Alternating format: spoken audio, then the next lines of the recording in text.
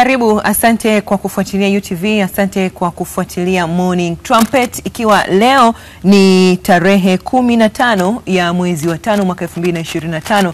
Tarehe 15 au siku ya 15 ya mwezi wa 5 imetengwa mahususi kabisa duniani kote kwa ajili ya kuangalia siku ya familia duniani. Umuhimu wa familia katika maisha yetu na umuhimu wa familia katika kutengeneza jamii iliyo bora. Ndicho tunachokiangalia kwa siku hii ya leo, na tunakutakia wewe mwanafamilia heri ya siku ya familia. Haijalishi familia yako ni ya watu wangapi. Langu jina ni Merosi Mbaya, ni mwanafamilia na mwenzangu.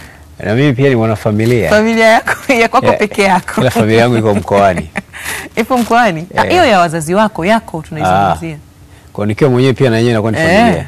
Familia ya wazazi wako usiseme ni familia yako. Nice. Kwa hiyo sasa mimi nikiwa mwenyewe nakuwa ni familia pia. Ya mtu mmoja. Hai, wakati tunajua tuna familia za aina tofauti tofauti kama ambazo tulifundishwa, familia ya mzazi mmoja, nasema single parent, familia ya wazazi wote, lakini pia kuna zile familia kubwa extended. Zote hizo ni familia. Lakini jambo la muhimu kuliko yote ni kwamba familia ndio sehemu muhimu ya kutengeneza watu wenye maadili mema. Yaani ndio tuseme ngazi ya muhimu ya kutengeneza watu wenye maadili. Yaani taifa linaanza kuundwa kuanzia ngazi ya familia. Kwa hiyo maana kwenye familia mambo yakiharibika, tunakuwa na nchi ambayo pia na yenyewe imeharibika. Na kwa familia ya watoto, mzazi ana watoto wawili watatu, kuna namna huwa inatengeneza urahisi kidogo wa kuwagawia majukumu, lakini na kuwafuatilia. Inapotokea familia inakuwa na watoto 4, 5, 6 na kuendelea, kuna namna mzazi anatakiwa akili yake sasa tunasema inatakiwa ijiongeze. Siku hii ya leo mwenzetu Balkis Njuki amepata nafasi ya kutembelea familia huko ya Mama Tahia, ikiwepo Mtoni kwa Azizi Ali. Anatujuza zaidi, ni mama ambaye anapata nafasi ya kuhudumia watoto zaidi ya 5. Yaani ukisema Mtoni kwa Azizi Ali watu wasije kufikiri ni Mtoni. Yaani ni sehemu, ni moja kati ya maeneo yanapatikana hapa Dar es Salaam. Kabisa. Mama huyu anahudumia watoto zaidi ya 5. Amewezaje na wanagawana vipi na anawafuatilia vipi? Tuungane na Balkis Njuki. Kutoka Mtoni kwa Azizi Ali, wilaya ya Temeke jijini Dar es Salaam. Hapa hii leo tumekuja kutembelea miongoni mwa familia ambazo ni za maisha ya kawaida kabisa kwa kila Mtanzania. Unaweza kujiuliza kwa nini Morning Trumpet imefika hapa na kutembelea familia hii. Nikukaribishe sana, mimi naitwa Balkis Njuki na kipekee kabisa kutoka hapa nina mengi ya kukujuza. Leo Mei 15 ni siku ya familia duniani. Dunia inaadhimisha siku ya familia. Tunaungana sote kwa familia hii. Nao watatuambia ni kwa namna gani wanajumuika pamoja kuonesha upendo, kushirikiana, na ni kwa namna gani kama familia wanaishi pamoja na kupeleka na kuipeleka familia yao hatua moja mbele. Kumbuke kuwa upendo na ushirikiano uliomo ndani ya familia ndio ambao unaipeleka jamii na taifa kwa ujumla kimaendeleo zaidi. Karibu sana. Mei 15 ya kila mwaka dunia huadhimisha siku ya familia. Na ndicho ambacho kimetuleta hapa hii leo Mtoni kwa Azizi Ali. Kufahamu namna ambavyo familia ya Mtanzania wa kawaida kabisa wanavyoishi, kushikamana, kuoneshana upendo na kuipeleka familia mbele, jamii na taifa kwa ujumla. Tuko hapa na mama wa familia hii, Mama Tahia. Atatuambia mengi kuhusu namna ambavyo familia yao inashikana mikono. Mama Tahia, habari za nyumbani? Salama, habari yako? Salama, tunashukuru sana kwa kutukaribisha Mtoni kwa Azizi Ali. Karibuni sana, nashukuru pia. Asante. Pengine tuanze kufahamu wewe mwenyewe. Kwa jina naitwa Sahbin Laili. Kwa jina maarufu sana watu wamezoea kuniita Mama T. Ndio hiyo ambayo Mama Tahia. Najishughulisha, nafanya biashara ndogo ndogo. Na ni mpishi mzuri tu. Ukihitaji chakula nakupikia kizuri tu. Bila shaka leo tutakula. Mtakula. Sawa. Karibuni sana. Mfumo mzima wa familia yako upoje? Mume wako, watoto? Mie kwa ujumla na watoto 7. ambao wa kike 6, wa kiume 1. Na mume wangu yupo, lakini changamoto kidogo za maisha, kapigiwa simu kaondoka, ipo kazini. Hakuna tabu. Tutapata tu tukiyasikia kwenu tutakuwa tumeyasikia na kwake pia. Unajisikiaje kuwa na familia ya watoto 7? Yaani kusema ukweli najisikia faraja sana sana, sababu wanangu mwenyewe nimeshawazoea na niko nao vizuri, namshukuru Mwenyezi Mungu. Yaani nikiwaona wao yaani mimi napata furaha. Yaani nafarijika sana, sio siri. Maana nishawazoea sana. Na ni kwa namna gani wewe wewe pamoja na mwenza wako, wewe pamoja na baba mnaonesha mnatekeleza majukumu yenu kwa watoto wenu? Yaani ni namna gani wewe pamoja na baba mnatekeleza majukumu yenu kama wazazi kwa watoto? Ikiwa sisi kama wazazi tunatekeleza majukumu yetu ipasavyo vizuri tu, kwa mfano kuangalia watoto, si ndio? Mavazi, sijui chakula, kuumwa, si ndio hivyo? Tunaangalia, tunashukuru Mungu, alhamdulillah. Ni ngumu na ni rahisi kiasi gani pia? Sema ukweli, tuseme ni ngumu na ni rahisi. Ni ngumu na ni rahisi kwa sababu si unajua, ukiwa na familia kubwa unajua kwamba mtoto huyu yuko vipi, mtoto huyu yuko vipi, unajua huyu mwendo vipi na huyu mwendo hivi vipi. Kwa hiyo yani ndio hivyo. Kuna wakati ambao unaona kuna hali ni ngumu kabisa ndani ya familia? Kuna wakati hali ni ngumu, hali inakuwa ngumu, ndio zipo. Inakuwaje na pengine mnavukaje pamoja kama familia? Tunashirikiana vipi kama familia? Tunajaribu kujadiliana na kuzitatua changamoto zetu ambazo tulizokuwa nazo, bila kumshirikisha mtu mwingine. Kwanza tunajaribu sisi wenyewe, tunaposhinda inabidi tumshirikishe mtu mwingine. Sawa. Familia ya baba, mama na watoto, umoja unahitajika kiasi gani? Ni muda mrefu watoto ambao umetutajia, watoto 7. Inahitaji umoja kwa kiasi gani kuendelea kusalia pamoja? Kusema ukweli inahitaji muda kuweza kuwanani watoto wote hao. Inahitaji muda uwe na, yani uwe makini kweli, kulingana na hao watoto jinsi walivyo.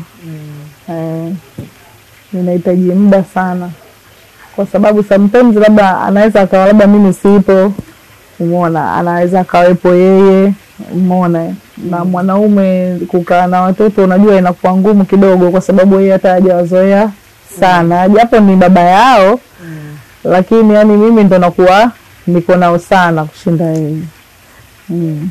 Kwa hivyo hapo unaizungumziaje nafasi yako kama mama sasa wa familia? Kwa sababu kama mama natakiwa niwajibike kutokana na watoto wenyewe, kwamba inabidi niwajibike nikiwa kama mama. Jinsi gani nakabiliana nao watoto wangu, changamoto zao na wenyewe jinsi walivyo. Unaweza kutuambia ratiba yako kwa siku inavyokuwa? Ratiba yangu kwa siku, yani ninapoamka asubuhi, na watoto wangu tunashirikiana, kama ni kufanya usafi ndani, kwanza kumwandaa mtoto wa shule. Mara nyingi sitaki kusema uongo, mara nyingi dada mtu mkubwa yule ndo anamwandaa sana mdogo wa kiume yule, kwa sababu yeye ndo mdogo. Yeye mara nyingi ndo anamwandaa kwenda shule, na mimi nawajibika na huyu mdogo kabisa. Na wale wengine pia tunawajibika nao hivyo hivyo. Baada ya hapo tukishamaliza majukumu yetu ya ndani. Anaweza kuchukua muda gani kumwandaa anayeenda shule? Achukue muda mrefu sana, kama nusu saa. Kwa sababu gari la shule linampitia saa 12:30. Kwa hiyo yani saa 11 nikimwamsha mpaka saa 12:30 anatoka. Sawa. Tunaendelea na ratiba yako. Baada ya hapo tukishamaliza usafi tunaandaa vitu vyetu vya biashara, maana mimi ni mfanya biashara ndogo ndogo. Nauza sambusa, nauza chipsi, nauza kuku. Kwa hiyo naenda sokoni, natoka na dada yao mmoja, tunaenda zetu sokoni, ama saa nyingine na watuma wao wanaenda sokoni, mimi naendelea na vitu vyangu vingine, maandalizi ya kuandaa vitu vyetu. Ikifika saa 7 tunatoka kwenye biashara. Wengine wanapika chakula cha ndani, wengine tunatoka kwenye biashara mpaka jioni. Unasikia raha sana kuwa na mabinti? Mimi nasikia raha. Wengi ambao wanahusika moja kwa moja kwenye shughuli za nyumbani. Yaani mimi nasikia raha kiukweli yani. Pamoja na kuwa ni hali ya maisha ya kawaida kama ulivyotuambia awali. Mnashirikiana vipi pia katika kukuza uchumi wa familia? Tunashirikiana mimi na baba yao. Yaani baba yao kulipa ada za watoto za shule, na mimi mahitaji mengine madogo madogo kama akihitajika, maana kuna bili za maji, bili za umeme, mshaona Kwa hiyo inabidi tunasaidiana hivyo hivyo kidogo kidogo, kwamba yeye akitoa hiki na mimi nikitoa hiki, tukichanganya basi maisha yanaenda alhamdulillah kabisa. Na mabinti zako? Na mabinti zangu wanapohusika kwenye biashara zako? Na wao wananisaidia. Kusema ukweli wa Mungu wananisaidia. Yaani basi nisemeje? Yaani wananisaidia sana sana. Yaani namshukuru Mwenyezi Mungu. Nitapata mimi ninapokuwa sina, wao wanacho. Wananiambia mama hela hii. Mama chukua hii. Namshukuru Mungu kusema ukweli. Nimepata watoto wenye roho zao nzuri ambao wanaweza kumsaidia mama, kwamba anajua kabisa kwa mama hapa kakwama, baba hapa kakwama. Kwa hiyo napaswa na wao kama wanacho watusaidie. Kwa hiyo tunasaidiana kwa hali na mali. Mashaallah. Ni kawaida pale ambapo kunakuwa na hizo hali za kuyumba kiuchumi, na ndipo ambapo swala hilo la kusaidiana huwa linatokea. Unazungumziaje watoto ambao hawasaidii wazazi wao? Watoto ambao wasaidii wazazi wao, yani nawaombia na nawaomba kwamba wazazi wetu, yani tuangalie kwamba huyu babangu, huyu mamangu, huyu ndo kanileta duniani, wazazi wangu. Kwa hiyo inapaswa wao wanatakiwa wasaidie wazazi wao kwa hali na mali, kwa chochote kile, hata kama ni kidogo. Mzazi ukimpa, hata kama ni shilingi 100, kama wewe una shida hata 10,000, ukimpa hata shilingi 100, yani anashukuru Mungu, anasema alhamdulillah, mwanangu kafanya nini? Kanisaidia. Kwa hiyo nawaomba sana watoto ambao hamwasaidii wazazi wenu, yani mjitahidi kabisa mwasaidie wazazi wenu. Ulikuwa unatuambia kuhusu ratiba yako ya siku nzima. Tumeishia pale kwenye biashara zako, ndipo ambapo tukaingiza haya masuala ya kiuchumi, namna ambavyo mnasaidiana kama familia. Baada sasa ya shughuli zote za kibiashara mchana, ni mambo gani ambayo mnahimiliana pamoja pia kama familia? Tukimaliza biashara wenyewe wanajua kwamba yani wote wanazamu. Yani hiyo ndio niliowaekea, kwa sababu unajua watoto wa kike wakiwepo wengi wanakuwa wana changamoto zao.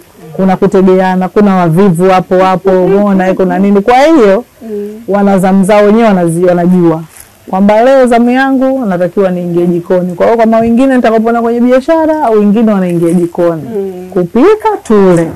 Najua sasa mama hapa yeye anafanya biashara, kwa hiyo mimi hapa natakiwa nifanyeje? Nipike. Na pia anapika. Kama siku natakiwa nipike mimi, naambia leo napika mimi. Kwa hiyo na maana zamu yao wana cancel, wanaendelea tena siku inayofuatia. Hivyo yani. Maisha yanaenda. Maisha yanaenda. Sawa. Vipi kwenye swala la kula chakula kwa pamoja? Si tunakula wote kwa pamoja, tena hadi baba yao wote tunakaa kwa pamoja tunakula. Wote kwa pamoja kama kiwepo. Unaona hiyo ni hali ambayo inaongeza upendo kwa kiasi gani kwenye familia? Naona inaongeza upendo mkubwa sana sana. Kula na watoto wako ni vizuri sana. Naendeleza upendo mzuri. Kwanza yani kwenye kula pale kwanza mnaweza hata mkaigiza vitu, mkafurahi wenyewe. Mnakula wote pamoja, huku baba, huku mama, huku watoto. Nasikia raha, ni vizuri. Huwa mnapata kuzungumza masuala ambayo yamejiri ndani ya familia wakati wa kupata chakula cha jioni? Tunapata kuzungumza. Tunazungumza. Mfano wa masuala ambayo mnazungumza? Labda shule. Kwa mfano mtoto labda anaenda shule huko. Huyu vipi leo? Umemfuatilia shule? Kaandika huyu au hivi? Kwa hiyo anakuwa ananiuliza labda maswali kama hayo. Namwambia kaandika. Nionyeshe madaftari yake. Unamtolea madaftari anaona kwa sababu anapenda sana ni aone. Kwamba kweli huyu kaandika ninachoambiwa. Kweli huyu kafanya hiki ninachoambiwa. Okay. Huyu kaenda chuo, huyu hajaenda chuo, huyu kwa nini hajaenda chuo hivyo. Na kesi za familia zinasuluhiwa hapo. Wote wanajua. Tena wao kimwona baba wao ndio anamuogopa kuliko mimi. Mimi kwa sababu si niko nao, nashinda nao, nacheka nao. Kwa hiyo mimi hata waniogopa. Ile baba wao akiingia tu hapa hata kama wanafanya kitu gani. Wote. Hivi ni kawaida baba lazima awe anaogopwa? Sisi nyumbani kwetu tofauti kidogo. Sisi tunamuogopa mama kuliko baba. Naona inategemeana. Familia nyingi. Baba anakuwa anaogopwa kuliko mama. Ila hata kama wanamuogopa lakini iko sehemu ambayo kwamba hapa baba anatakiwa awepo mkali. Na kuna upande mwingine bana hapa baba anatakiwa aonyeshe upendo kwa nini? Kwa watoto wake. Na maana ukali afanyaje? Apunguze. Kwa hiyo na maana ukali unakuja pale kwenye vitu ambavyo vinatakiwa yani lazima. Kwamba baba anatakiwa awepo mkali. Kwamba yeye anatafuta pesa, anataka watoto wake wasome vizuri, wapate elimu yao, baadaye waje wajitegemee wenyewe, wasitutegemee tena sisi. Hata kama sisi tunaweza tukawategemea wao hapo baadaye. Kwa hiyo inatakiwa unaleta upendo kidogo, unaleta ucheshi kidogo kwa watoto wako, ili mradi tu kwamba hata ukiwa mtoto akiwa na tatizo asiogope kufanyaje kukwambia wewe mzazi wake. Kwamba hapo kwenye swala la elimu ni kwa namna gani wazazi mnashirikiana kuhakikisha watoto wenu wanapata elimu bora? Tunashirikiana kwa mfano kwenye kwamba kulipa ada hivi. Tunashirikiana wote kwa pamoja kwamba leo yeye kapata, leo bwana mimi Mati leo mimi sina hela bwana, leo wewe nenda kalipe ada. Kama mimi ninacho namwambia mimi ninacho nalipa. Au saa nyingine yeye anaweza akakwama kwenye kazi zake. Bwana mimi kama una 50 hapo ni azime bwana mimi nitakurudishia hivyo. Kwa hiyo tunasaidiana kwa hali na mali. Chochote ambacho tulichokuwa nacho kama mimi ninacho namsaidia yeye na yeye kama anacho na mimi napaswa kumwomba ananisaidia. Kwa hiyo tunashirikiana wote kwa pamoja. Kwa mabinti zako sijui na ukweli kiasi gani lakini wanasema ndani ya familia mama au baba kuna mtoto ambaye anakuwa anampenda zaidi. Hii kwani vipi? Hii kwetu ipo ambao haina kificho kwamba Taia na baba yake. Taia itabidi atuambie. Atuambie na baba yake kuna kitu gani hapo. Mimi sitaki kukwambia lakini kuna mtoto mmoja kwa familia yetu kama mkila chips yai baba atasema yule awekewe mayai matatu. Lakini mayai mawili. Na yeye pia ana mchezo huo kama akija hapo akisema kwamba anawapa watoto wake sasa maana hiyo ndo desturi hiyo anayo. Kwamba saa nyingine kashatoka kazini kwake huko akifika hapa huyu atampa 5,000, atampa 10,000, atampa Tia anamzidishia. Tofauti na wenzake. Mimi ndo nafanya wote wape sawa. Hamna kumzidishia mtoto. Hii inatokana na nini? Mara nyingi hii hali inatokana na nini? Hiyo mimi nashindwa kuielewa kusema ukweli wa Mungu. Kwamba hii hali sijui inatoka si upendo tu mwenyewe. Ila mwenyewe huaga anasemaga ana historia naye Tii. Ndio maana yani upendo uko sana kwa Tii kushinda wengine. Mtoto wa kwanza. Ana historia naye mwenyewe. Baba na Tii. Mama. Mama mimi unaniambia eti nampenda sana Miskia. Nisikia. Nisikia yupo? Yupo. Nisikia Bi naye atuambie yeye na bondi yake na mama. Na mama. Lakini wanasema mama huwa anampenda zaidi mtoto wa kiume. Sasa na wao wananiambia unatudanganya, unampenda sana Krish. Ndio wanavyoniambia. Wao wanampenda sana mwanao huyo tu. Lakini mimi nawapendeni wote. Mimi siwezi kubagua mtoto kwa sababu wote ni watoto wangu. Lakini kuna namna unajihisi ndani yako kama mtu fulani nampendelea. Bila kutaka, lakini inakuwa inatokea tu. Sijajua hii ni kwa sababu gani. Labda Mwenyezi Mungu mwenyewe anajua kwa nini katupa hiyo, kwamba huyu azidishe mapenzi kwa huyu na huyu azidishe mapenzi kwa huyu. Tuzungumzie kidogo kuhusu watoto. Watoto hasa ambao wamepishana hivi miaka miwili, kukwaruzana, kugombana, yani hali kama hizo huwa zinakuwa sana kwenye familia. Sana hata kwangu. Hata kwako. Yani naamua kesi masaa yote. Yani hata sijui wamewastiri nyinyi tu hapa kwa vile mpo. Hiyo sana tu. Watoto walopishana walofatana wanagombana sana. Sasa hizi kesi zinakuwa ni za kuonesha chuki au ni kesi ambazo zinaendelea kuongeza upendo? Nini wazazi mnafahamu zaidi?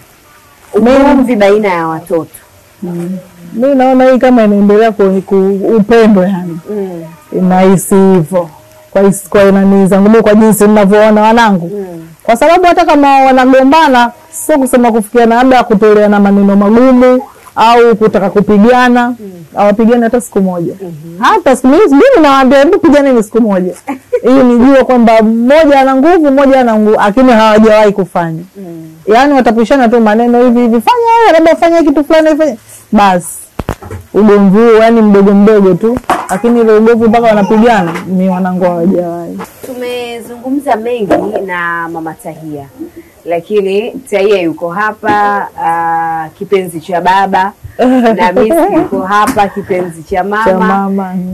Nao tupate kuwasikia wao wanazungumziaje upendo ambao upo ndani ya familia yao, na ni kwa namna gani pia wanaona upendo huu utapeleka taifa letu mbele. Tahia, kipenzi cha baba, leo zamu yako kachumbari kwa ajili ya biashara sambusa. Kabla ya kuzungumza vile ambavyo baba anakupendelea, tuambie kuhusu namna ambavyo unashirikiana na mama katika majukumu yake ya kila siku hapa nyumbani. Mimi napendaga sana kumsaidia mamangu katika biashara yake. Akiwa akishatoka nje kwa ajili ya biashara zake namsaidia kama kukata kachumbari, kuhudumia wateja, hivyo. Unajisikiaje ukiwa unamsaidia mama? Najisikia furaha, na yeye pia anakuwa na amani kama mwanangu ananisaidia katika biashara yangu. Kwa nakuwa ni kama nampa moyo wa kuendelea kufanya biashara. Sawa. Huo unahisi baba anakupenda tofauti na wenzako? Wao wanasemaga kwamba baba ananipenda sana mimi, ila mimi ninavyohisi kwamba wote anatupenda. Japokuwa saa nyingine anakuwa anaonyesha mapenzi zaidi kwangu mimi, ila wote anatupenda sawa tu. Unaona vile ambavyo anaongeza mapenzi kwako wewe. Ina kusababisha ujivunie labda kwa wenzako, kuonesha kwamba mimi ndo kipenzi cha baba? Hapana, siwezi nikawaonyesha wenzangu yani kama baba ananipenda sana kushinda wao. Na maana nitajengea fikra zile ambazo watakuwa ndio wanachukia upendo ule ambao napata mimi sana. Kwa hiyo lazima natengenezee kama wote tunapenda upendo mmoja. Lakini pia ndo dada mkubwa. Ni kwa namna gani unawasaidia ndugu zako? Mimi nawasaidia ndugu zangu kama hivyo akirudi shule, wengine wanakuwa waelewi, kwa nawaambia ukiwa darasani kama hujaelewa mfuate mwalimu, muulize, usimuogope. Na mdogo wangu mwingine wa kiume akirudi shule, dada yangu yule mwingine ndo akogopa sana Beneti naye. Kwa hiyo ndo anakuwa sana kwa dada yake, anamsaidia homework, anamkogesha, anampakulia chakula anakaa na kula. Ila mimi sana mara nyingi nakuwa namsaidia mama kwenye biashara. Sawa. Unazungumzaje upendo ndani ya familia kwa ujumla? upendo wetu katika familia yetu. Tunapenda kugani, kwanza tumshukuru Mwenyezi Mungu kwa sababu kwa kidogo alichotugaia ni furaha kwetu sisi wote. Leo ni zamu ya Miski nyumbani kwa Mama Tahia kuosha vyombo. Na mimi nikaona nina kila sababu ya kumsaidia kuosha vyombo. Miski vipi? Poa. Unapenda kuosha vyombo? Kutokana na ukubwa wa familia yenu, au muone kama unaosha vyombo vingi? Hapana. Mimi nilikuwa napenda kazi ya kusuuza kweli nyumbani. Tuambie.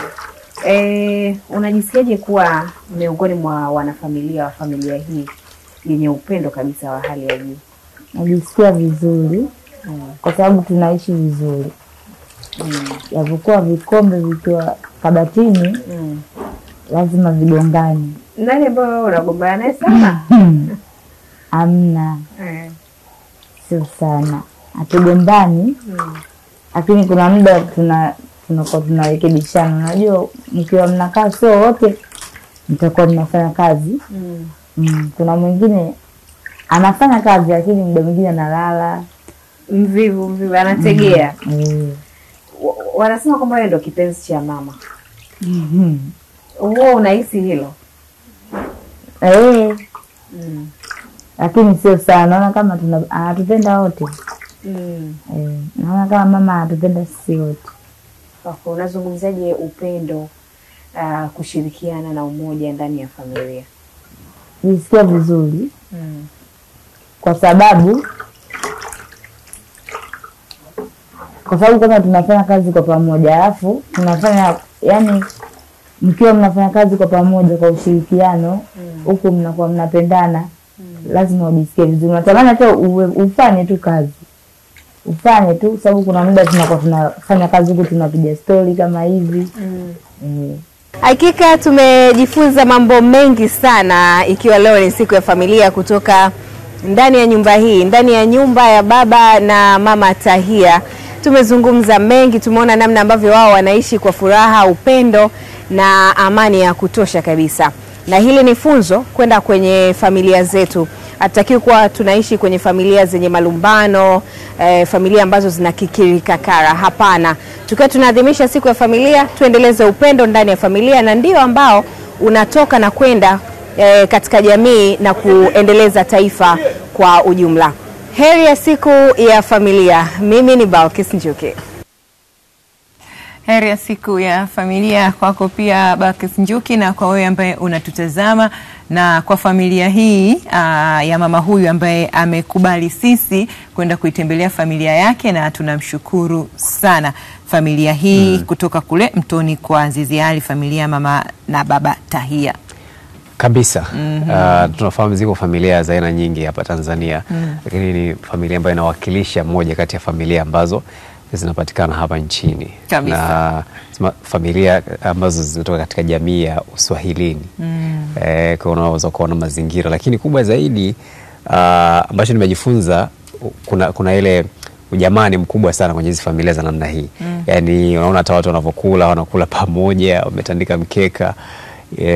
Kuna ule ushirikiano ambao tumeona ukielezwa, huyu anafanya majukumu haya, mwingine anafanya yale. Mwingine alikuwa anamenya nyanya, tengeneza kachumbari, huyu anaosha vyombo. Kabisa. Kwa hiyo inapendeza ushirikiano kama huo unapokuwepo kwenye familia. Na mimi kazi ya kuosha vyombo hapana. Kwani tume tu sokoni. Kwenye mgawanyo kabla mkianza kusema vyoo mjamalizia mboo. Hapana, bwana nikasonge ugali. Sasa nasikia kuosha vyombo. Angalau sio ukasema hivyo vijana waoaji wakaingia mitini. Anakuwa ili kwa